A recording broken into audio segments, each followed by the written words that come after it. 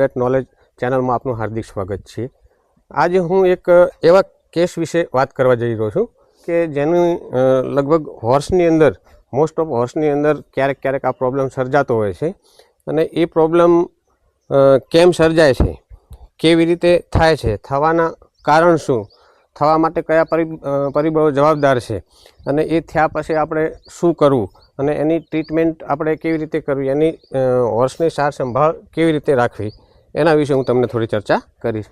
હવે મારી બાજુમાં જે હોર્સ ઊભી છે એ લાસ્ટ 2 મહિનાથી એને લોંગ ટર્મ ડાયરિયાનો કેસ છે અને કન્ટિન્યુ જ 2 મહિનાથી એ ડાયરિયા એના ચાલુ છે। હવે એને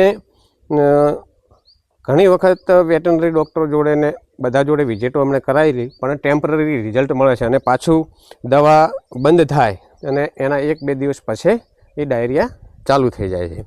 હવે આ long term diarrhoea, chronic diarrhoea બી આને કહી શકીએ અને હોર્સની અંદર આ કેમ થતા હોય છે, એનું થવાનું કારણ તો પહેલું કારણ તો એનું એ છે કે સ્ટ્રોંગાઇલેસ નામના એક પ્રકારના ચરમ આવતા હોય છે।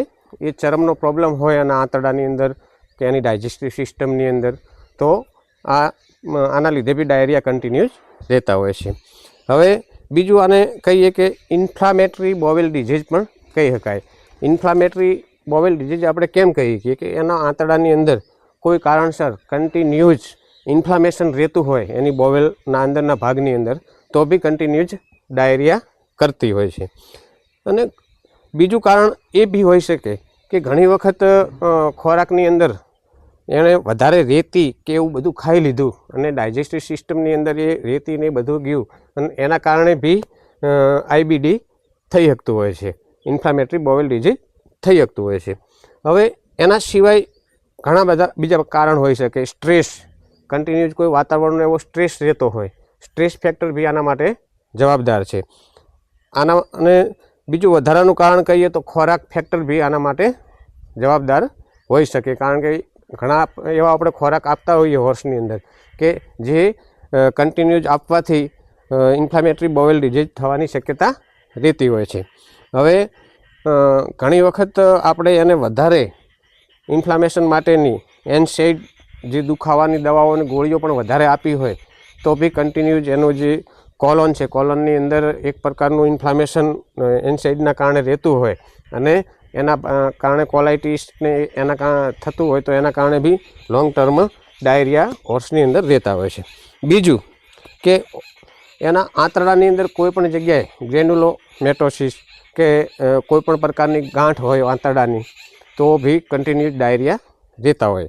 હવે આની અંદર એનું રિઝલ્ટ કેવું, એનો પ્રોગ્નોસિસ કેવો, મટે કે ના મટે, એ આપણે એ રીતે નક્કી કરીએ છીએ કે એ કયા ફેક્ટરથી એને ડાયરિયા છે એ નક્કી થાય તો આપણે એને એના પ્રોપર ટ્રીટમેન્ટ ઉપર જઈ શકીએ અને એનો પ્રોગ્નોસિસ કેવો છે એ ડાયગ્નોસિસ કર્યા પછી બી આપણે નક્કી કરતા હોઈએ છીએ।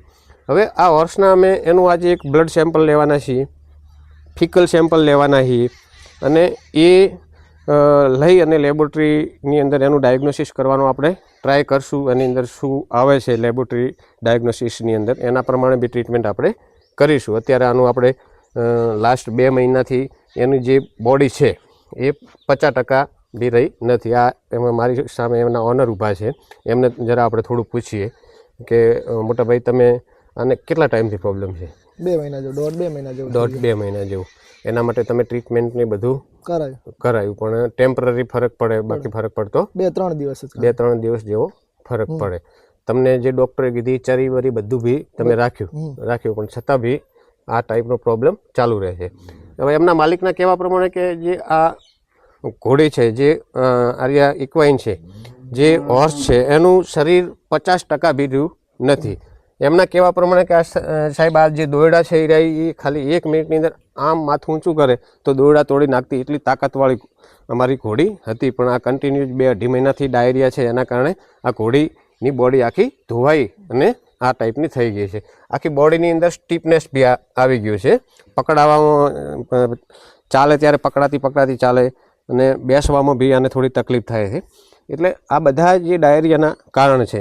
હવે આપણે ભગવાન પાસે પ્રાર્થના કરીએ કે આ એમની હોર્સ વ્યવસ્થિત ટ્રીટમેન્ટ આપણે આપી અને ડાયગ્નોસિસ લેબોરેટરી ડાયગ્નોસિસ કરી અને એની આગળ ટ્રીટમેન્ટ આપણે કરીશું અને વ્યવસ્થિત સાજી થઈ જાય એવી આપણે ભગવાનને પ્રાર્થના કરીએ. પણ ઘણી વખત અમુક ફેક્ટર એવા છે, ધારો કે આંતરડાની કોઈ ગાંઠ છે અંદર, બરાબર, કોઈ પ્રકારનો કાર્સિનોમા છે, બરાબર, અને કોઈ પણ પ્રકારનું બેક્ટેરિયલ સિવિયર બેક્ટેરિયલ ઇન્ફેક્શન, સાલ્મોનેલો કે કોઈ પણ બેક્ટેરિયા બી હોઈ શકે, એ કન્ટિન્યુઅસ એની અંદર બોડીની અંદર ઇન્ફેક્શન હોય, તો એવા કેસોની અંદર રિઝલ્ટ મળવું બહુ કાઠું હોય છે.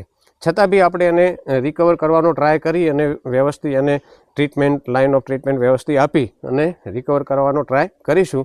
પણ જે કેસની હિસ્ટ્રી આપણે લઈએ અને હિસ્ટ્રી ઉપરથી આપણે એવું સાબિત કરીએ છીએ કે આને અલગ અલગ પ્રકારની 10થી 12 એન્ટીબાયોટિક અપાઈ ગઈ છે, પછી એની જે એન્ટી ઇન્ફ્લામેટરી ડ્રગ્સ બી એને આપ્યા છે, સ્ટેરોઇડ બી આની અંદર આવી ગયેલું છે, હોમિયોપેથિક મેડિસિન બી આને થઈ ગયેલી છે, એ લોકો જે ચરમ માટેની જે દવા આપતા હોય એ બી આને વર્ષને અપાઈ ગઈ છે, આયુર્વેદિક મેડિસિન બી આના માટે એનો ટ્રાય બી થઈ ગયેલો છે, છતાં બી ટેમ્પરરી રિઝલ્ટ મળ્યું છે, બાકી પાછું કન્ટિન્યુ ચાલુ થઈ ગયું છે.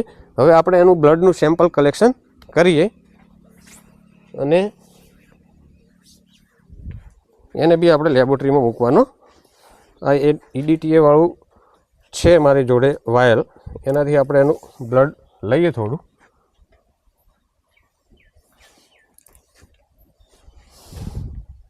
આ ફ્રેશ સિરિંજ અને નીડલ છે. હવે આપણે એની જ્યુગ્યુલરમાંથી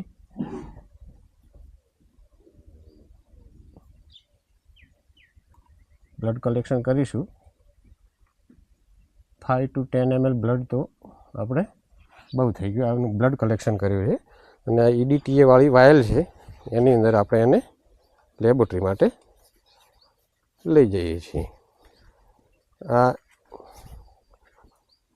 આપણે મૂક્યું અને વ્યવસ્થિત એની લેબોરેટરી કરીશું, પછી આપણને ખબર પડશે.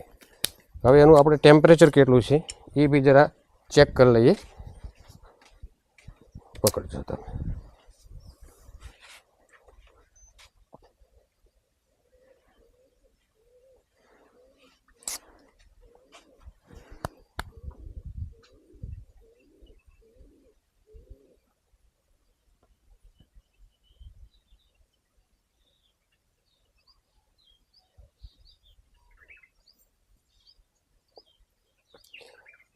એનું જે ટેમ્પરેચર છે એ બી નોર્મલ રેન્જની અંદર છે, બિલકુલ નોર્મલ રેન્જની અંદર છે.